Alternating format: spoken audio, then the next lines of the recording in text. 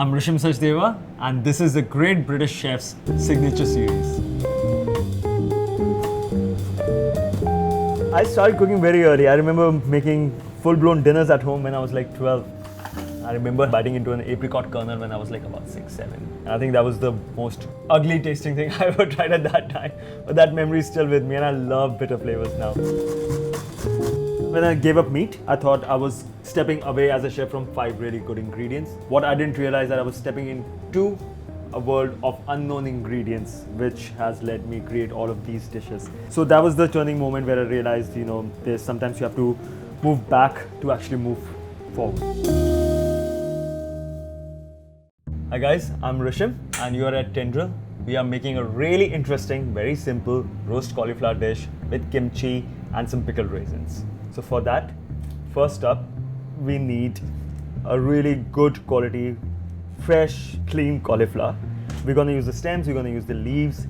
So just don't throw anything and very carefully just break the stems, use a knife if you need to. We try not to waste anything until it's really like unusable and you can't do anything to it. With vegetables, what we trying to do, we try and be a little more creative. For that, we did multiple tries and we finally figured out that making a kimchi from the stems will be really good. So what I'm going to do, it's really simple. Just take the leaves off, put the stems on the side. Tendril is a mostly vegan restaurant because this is what I like to eat. I'm mostly vegan. I've been a hardcore meat eater all my life. I've cooked and eaten meat all my life.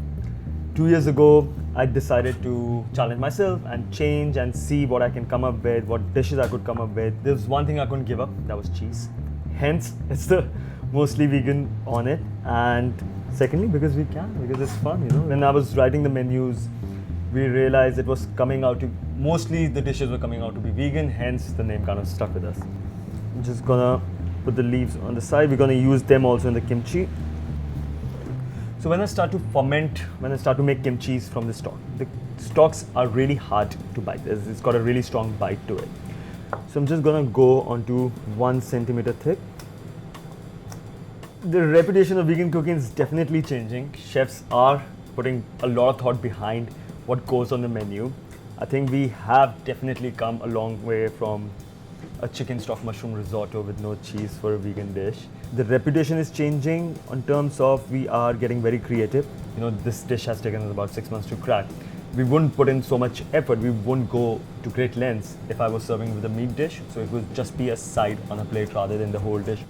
Just going to add some salt to this. Ideally, you should do it by weight. So let's say if you have 100 grams of cauliflower stock, you should go in with 2 grams of salt. So we do that, we have some roasted mustard seeds. Just gonna chop up the leaves. So we basically just massage the cauliflower with the salt.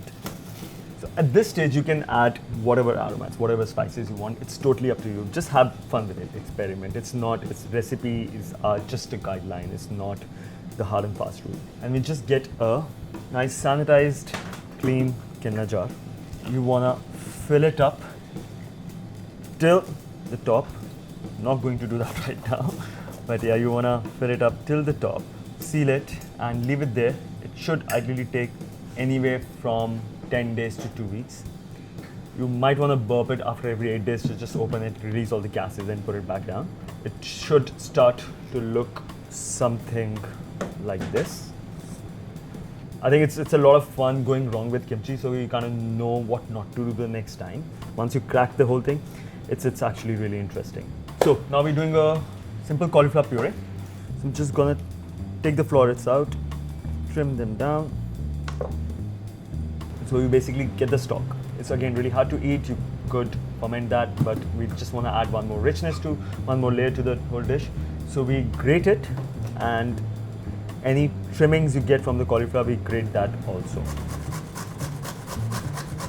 I love cauliflower because the textures you can get from different parts is insane.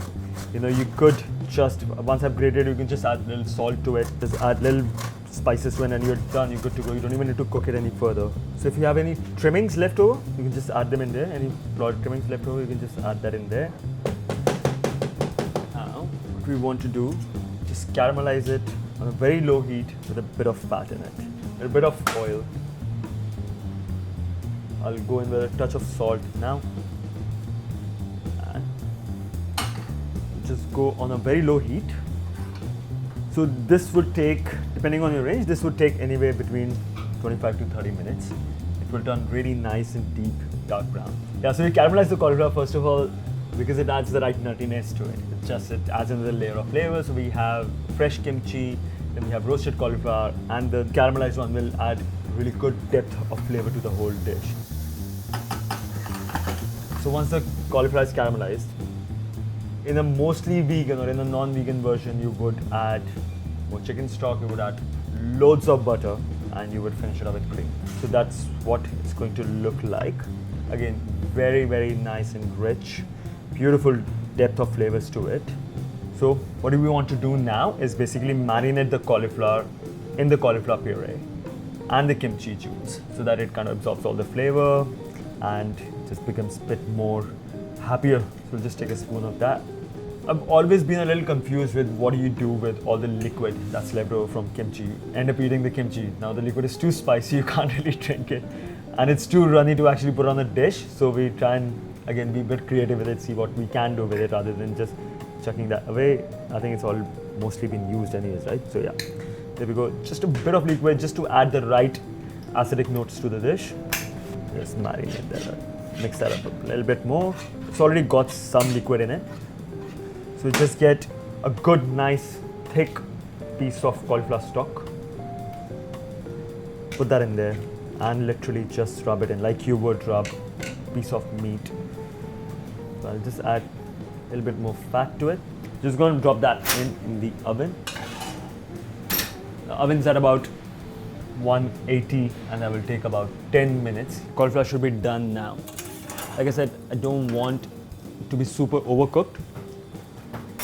If you don't have a grill at home, use a pan, high heat, touch of oil, and add more burnt sort of flavor to it. So I'm just gonna go on this beautiful grill.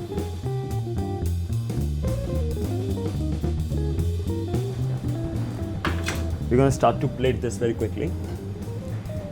A spoon of this rich bite of goodness. Okay, top it up with this piece of cauliflower. It's got nice smokiness, it's got nice burnedness to it. We're gonna add some rehydrated raisins. Add a little bit of kimchi juice, a little bit of fat in it, and just let it rehydrate that. The sweetness just adds another layer to the dish, and it's got a little spices to it that really that balances up the whole dish very well. And then we just super simply finish it off with any fresh leaves you got. We got some red vein sorrel here, which we're gonna add, adds beautiful color. And then I'm gonna add a bit of coriander oil just to add little more fat, but little good fat to the dish. Now we have the rich puree, the slightly burnt cauliflower, really beautiful pickled raisins, some bitter leaves, and now the showstopper would be the kimchi, what you nearly waited 2 weeks. Just put kimchi on top. So this is our roast cauliflower, kimchi, greens, and pickled raisins.